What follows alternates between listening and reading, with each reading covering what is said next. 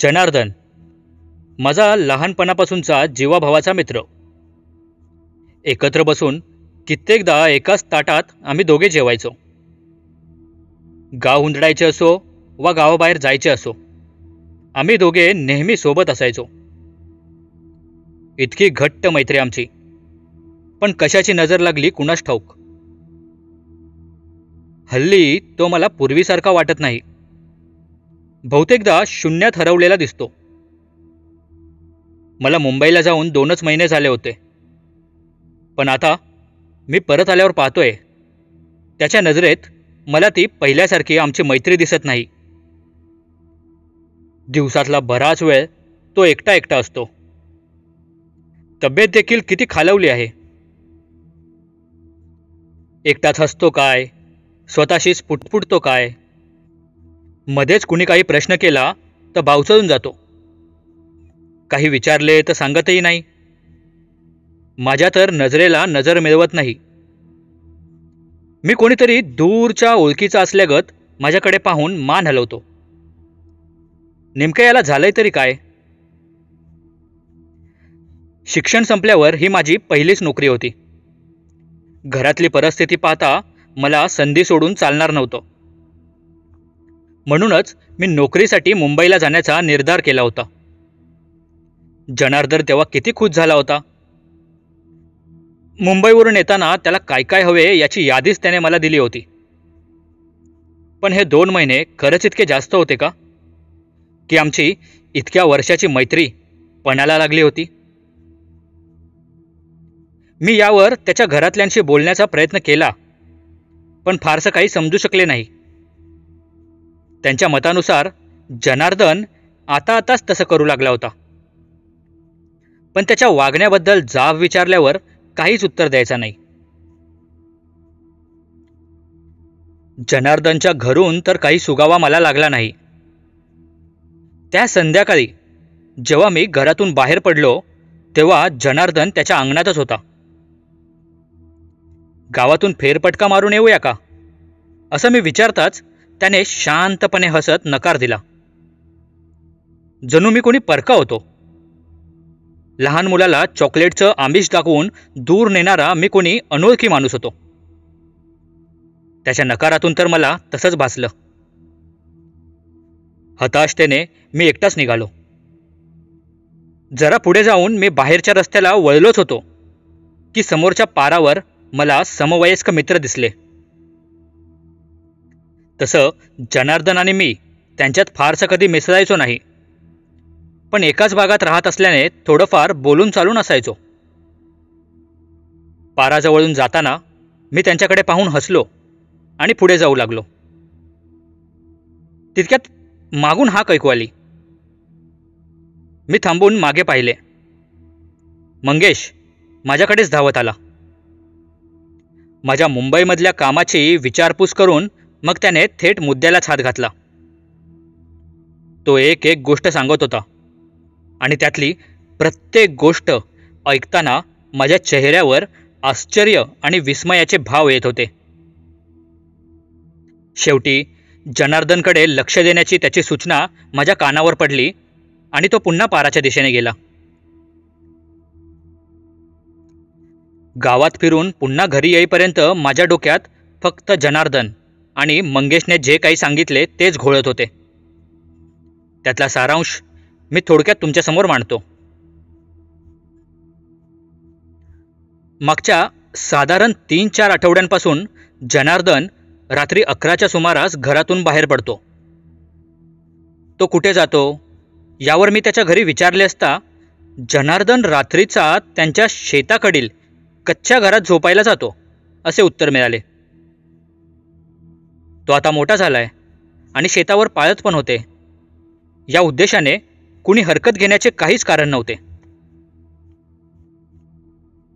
मंगेशने त्याला पहिल्यांदा जेव्हा रात्री बाहेर जाताना पाहिले तेव्हा त्याने सहज म्हणून विचारले होते, पण जनार्दन काहीही न ऐकल्यासारखे करत पुढे निघून गेला होता. सलग 3-4 रात्री जेव्हा तसे घडले तेव्हा मंगेशला संशय आला. त्याने जनार्दनच्या हालचाली टिपण्यास सुरुवात केली. तेव्हा मंगेशला कळून आले की जनार्दन त्याच्या शेताकडे जातच नाही. म्हणजे शेताकडे जाण्याची वाट सोडून तो वर डोंगरात माळाकडे जातो. स्वतः मंगेशने हे पाहिले होते आणि तेच त्याने मला सांगितले होते. अधिक हिंमत होत नसल्याने मंगेशने कधीही त्याचा पाठलाग केला नाही. मला ते ऐकून जरासा धक्काच बसला होता. हा जनार्दन रोज रात्री माळाकडे जातोय तरी कशाला, याचा छडा लावणे मला आवश्यक वाटत होते. कदाचित आजकाल त्याच्या वागण्यात जो बदल आला आहे त्यामागचे कारण मला कळाले असते. घासातला घास मला भरवणारा जनार्दन, त्याची ही अवस्था का होते याचा शोध मला घ्यावयाचा होता. म्हणून मी ते धाडसी पाऊल उचलले. त्या रात्री जवळपास 11 नंतर जनार्दन घरातून बाहेर पडला. खांद्यावर काळं घोंगडं, अंगात सफेद कुर्ता आणि खाली खाकी ढगळी पॅन्ट अशा अवतारात तो चेहऱ्यावर शून्य भाव घेऊन वस्तीपासून बाहेरच्या रस्त्यावर आला. बाहेर संपूर्ण परिसर काळोखाच्या गर्तेत झाकोळला गेला होता. दूर दूरपर्यंत पसरलेली शेतं तिथल्या एकटेपणाची जाणीव करून देत होती. आकाशातल्या चंद्राचा मंद प्रकाश वाटेवर पडला असल्याने समोरचं थोडंफार दिसत होतं. सगळीकडे नीरव शांतता होती. फक्त रातकिडेच किर्र किर्र आवाज करत होते. त्यांच्या जोडीला जनार्दनच्या पायतानांचा बारीकसा आवाज येत होता. मिट्ट अंधाराच्या दिशेने घेऊन जाणाऱ्या त्या वाटेवर जनार्दन पावलं टाकत होता. मध्येच त्या वाटेला 2 फाटे फुटले. एक वाट शेताकडे जात होती आणि दुसरी वर डोंगराकडे. शेताकडच्या वाटेवरचा परिसर एखाद्या पटांगणासारखा मोकळा दिसत होता, तर दुसऱ्या बाजूला डोंगराकडची वाट मात्र सुरुवातीला गर्द झाडाझुडपांनी झाकली गेली होती. जनार्दन एक क्षण तिथं घुटमळला. तो त्याच्या शेतावर जाणाऱ्या वाटेकडे वळला आणि एक पाऊल उचलणार तितक्यात गूढ अंधारलेल्या रात्रीच्या शांततेला चिरणारा तो किन्नरी आवाज कानी पडला. जनार्दन, इकडे ये जनार्दन, तू रोज वाट चुकतोयस.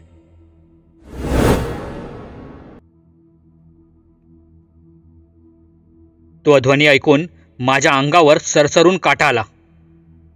हो, मी तिथंच होतो सुरुवातीपासून. जनार्दनच्या मागे साधारण 10-20 फूट अंतर ठेवून मी त्याचा पाठलाग करत होतो. हातात फक्त एक टॉर्च होता, जो सुरू करण्याची गरज मला अजून तरी पडली नव्हती. पण हे काय होते? हा आवाज कोणाचा? इतक्या रात्री जनार्दनला भेटायला कोणी इथं कशाला येईल? मला काहीच सुचत नव्हते. पण जरा दमाने घेऊन पुढं काय होतंय हे पाहणं आवश्यक होतं. जनार्दन मागे फिरला आणि त्या डोंगराकडच्या वाटेने जाऊ लागला. यावेळी त्याची पावलं भरभर पडू लागली, पण त्याच्या चालण्यात मला यांत्रिकता वाटत होती. कुणीतरी पुढं वाट दाखवत असल्यासारखा तो पुढे पाहत चालत होता. जनार्दनला मागून हाक द्यावी असं माझ्या मनात आलं, पण या अगोदर त्याने मंगेशच्या हाकेलाही उत्तर दिलं नव्हतं. मग आताही तो तसंच कुठंतरी हरवला असला तर मला कसा प्रत्युत्तर देईल? शिवाय मुळात त्याला हाक कोणी मारली हे सुद्धा पाहायचे होते. खरं सांगायचे तर जिथपर्यंत माझी नजर जात होती तिथपर्यंत जनार्दन आणि मी दोघेच त्या वाटेवर होतो. बाकी दूर दूरपर्यंत कुणीही नव्हतं. मग त्या आवाजाचा स्रोत काय आहे हे जाणून घेण्याची माझी उत्सुकता वाढली होती. डोंगरातली खाचखळग्यातली वाट तुडवत आजूबाजूची खुरटी झाडं त्यांच्या फांद्या बाजूला सारत मी शक्य तितका कमी आवाज करत जनार्दनच्या मागोमाग चालत होतो. तो मात्र सगळं देहभान विसरून पुढे पाय टाकत होता. रात्रीचा गडद अंधार त्या भागात जरा जास्तच परिणामकारक वाटत होता. आसपासच्या झाडीमुळे चंद्राचा प्रकाश इथं फारसा येत नव्हता. साधारण अर्धा तास ती भयान काळी वाट तुडवल्यावर पुढं तो ओसाड माळ लागला.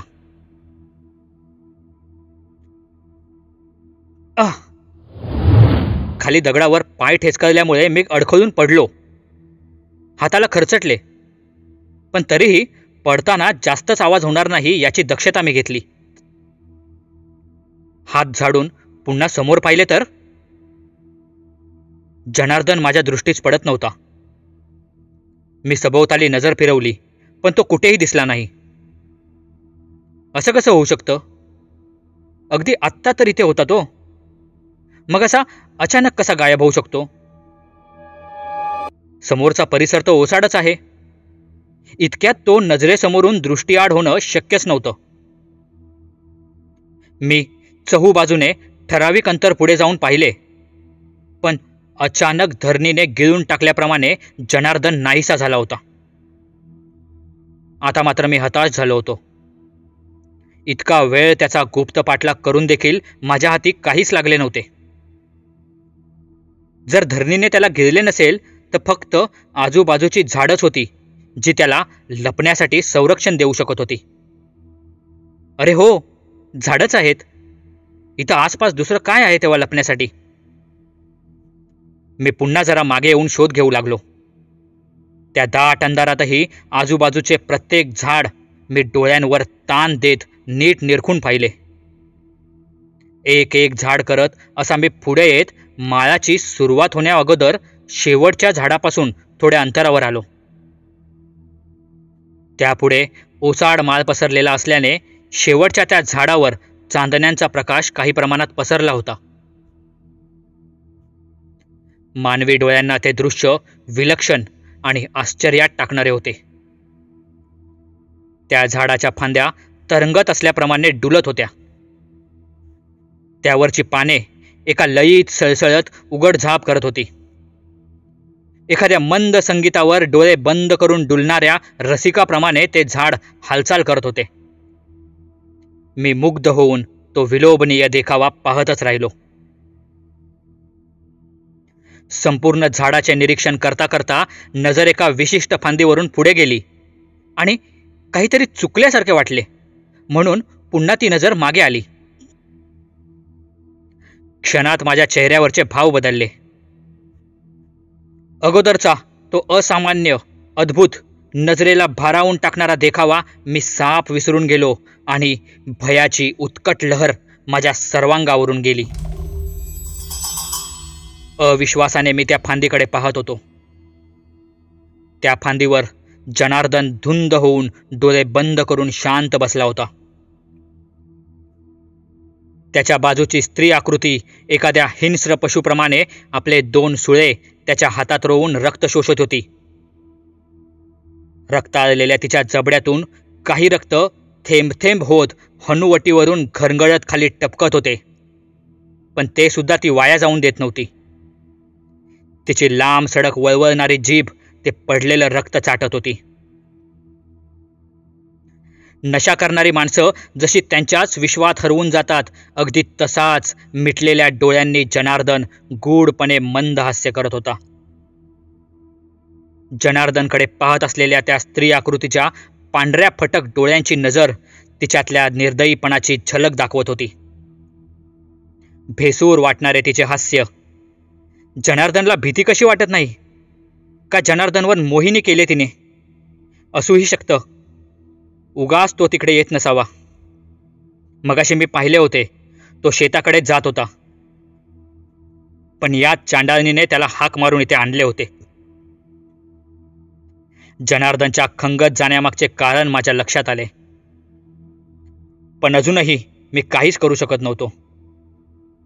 एकतर समोरचा प्रकार नेमका काय आहे ते समजून घेतलं पाहिजे होतं. दुसरं म्हणजे यावर उपाय करण्यालायक मी योग्य व्यक्ती नव्हतोच.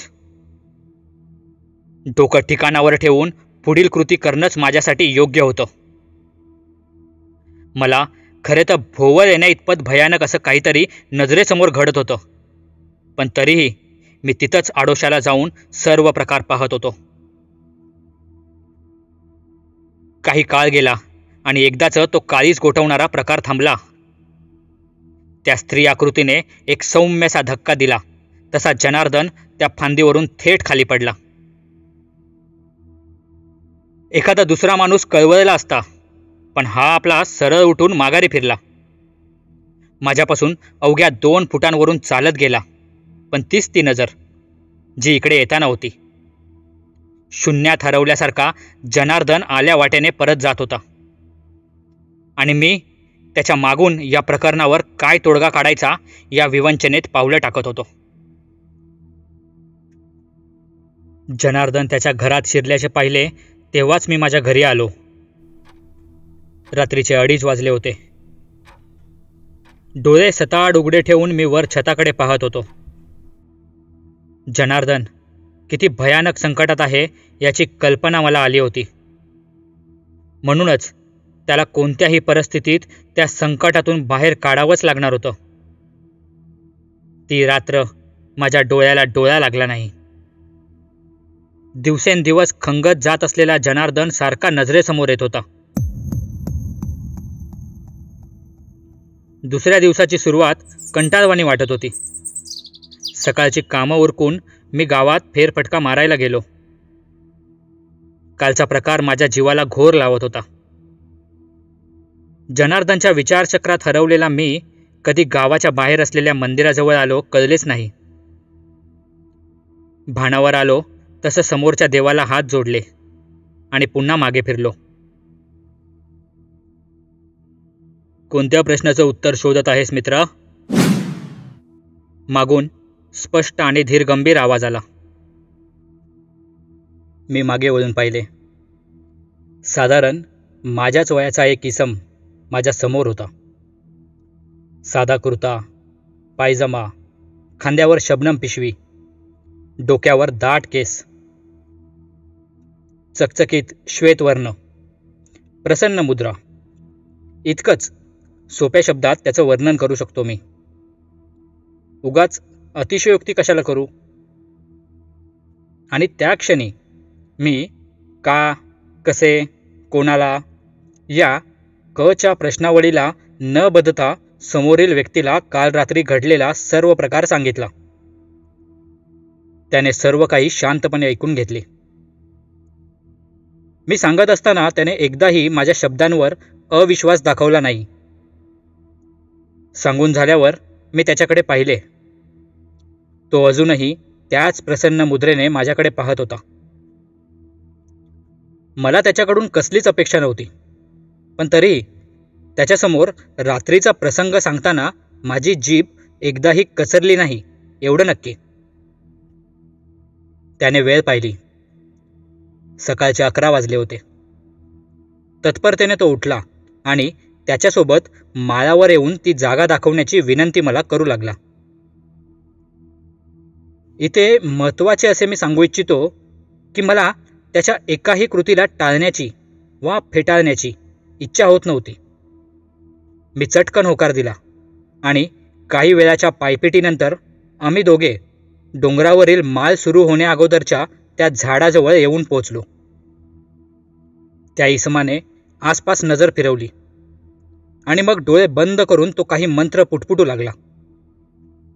मी सावध राहून सगळीकडे पाहत होतो. तिथला परिसर रात्रीच्या तुलनेत आता कमी धोक्याचा वाटत होता. त्या झाडाच्या फांद्या हलत होत्या, पण त्याला काही प्रमाणात वारा जबाबदार होता. साधारण 2 मिनिटे तशीच गेल्यावर त्या इसमाने डोळे उघडले. पुढे चालत त्या झाडाजवळ जाऊन तो इसम तिथल्या जमिनीकडे पाहत काहीतरी शोधत होता. शेवटी त्याला ते सापडलेच. त्याने मागे माझ्याकडे पाहत पुढे येण्याची खूण केली. मी तिकडे जाऊन पाहिले तर लक्षात आले की झाडाच्या आसपासचा खाली जमिनीवरचा काही भाग सोडला तर बाकी सर्व ठिकाणी छोटी झुडपं, गवत वगैरे पसरले होते. फक्त 4 फूट लांबीचा तो काही भाग मात्र नुकतेच कुणीतरी मातीने लिपल्यासारखा दिसत होता. त्या इसमाने मला तिथे खोदण्यास सांगितले. आसपास पडलेल्या झाडांच्या सुकलेल्या फांद्या वगैरे जे काही हाती मिळेल ते घेऊन मी जवळपास अर्धा पाऊण तास खोदत होतो. त्यापेक्षा जास्त मेहनत करण्याची मला आवश्यकता भासली नाही. साधारण 3 फूट खोल आम्हाला मानवी सांगाड्याचे दर्शन झाले. आता कुठे माझ्या डोक्यात हळूहळू प्रकाश पडू लागला होता. त्या इसमाने मला बाजूला केले आणि त्याच्या शबनममधून कसल्याशा द्रवाची बाटली काढून त्यातले 4 थेंब त्या खड्ड्यातल्या सांगाड्यावर टाकले. तसा वातावरणात काहीतरी जळल्याचा करपट वास पसरला. तो इसम समोर उभा राहून काही मंत्र उच्चारू लागला. मग त्याने आणखी 1-2 वस्तू बाहेर काढल्या, पण त्यातलं कापूर वगळता इतर कोणत्याही वस्तूचे आकलन मला झाले नाही. त्याने एक एक करत सर्व वस्तू खड्ड्यातल्या सांगाड्यावर सोडल्या आणि शेवटी काडी पेटीची एक जळती काडी त्यावर टाकून अग्नी प्रज्वलित केली. पुढचा जवळपास 1 तास मी स्तब्ध होऊन त्या झाडाखाली बसलो होतो. समोर तो इसम ध्यान लावून बसला होता. नंतर त्या इसमाने मला उठण्यास सांगितले आणि तो स्वतः देखील उठला. माझ्याकडे पाहत तो शांत स्वरात उद्गारला, तुझा मित्र मुक्त झालाय. जा, भेट जाऊन त्याला. तो सर्वांशी पहिल्यासारखाच बोलू लागेल आणि रात्रीचा पुन्हा कधी इकडे येणार नाही. आता कसलाही धोका नाही. त्याच्या आवाजात एक विश्वासदर्शक आज्ञा होती आणि मी त्याला नकार देऊच शकत नव्हतो. माझे हात नकळत जोडले गेले. पण हे नेमकं होतं तरी काय? माझा मित्र कसा अडकला इथे? मी उत्कंठा वाढवत विचारले. काही प्रश्नांची उत्तरे न मिळणेच योग्य आहे. तुला जसं हवं होतं तसा तुझा मित्र तुला परत भेटला. याहून तुला जास्त काय हवंय? त्याने शांत आणि तितक्याच धीर गंभीरतेने उत्तर दिले. मी तिथून निघालो. मला जनार्दनला पाहायचे होते. त्या गडबडीत मी धावतच घरी निघालो. सगळ्यात पहिले मी जनार्दनच्या घरी गेलो, पण तो तिथे नव्हताच.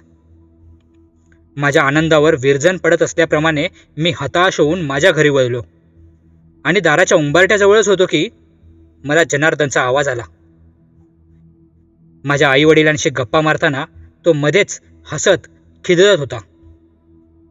यावेळी तो माझ्या घरी बसून माझीच वाट पाहत होता. जनार्दनला बरा झालेला पाहून मला त्या इसमाची आठवण झाली. पुन्हा तो कधी कुठे भेटेल काहीच माहीत नव्हतं. त्याचं नाव देखील विचारलं नसल्याची खंत मनात होती. पण काहीही असो, जनार्दनला वाचवणारा तो माझ्यासाठी तरी देवाहून कमी नव्हता. मी मनातच त्याची छवी डोळ्यांसमोर आणून त्याचे आभार मानत हात जोडले.